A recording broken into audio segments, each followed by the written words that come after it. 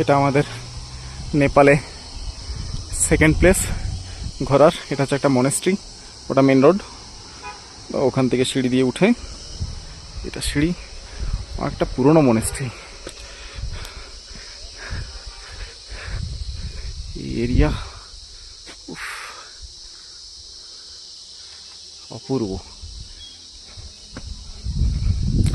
আর এই হলো মনেস্ট্রি।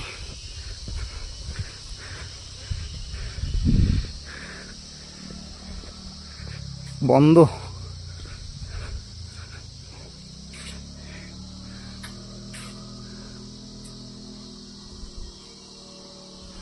এটা কে বসে আছে দিয়া? বুদ্ধদেবের এটা মূর্তিটা আলাদা কেন? ও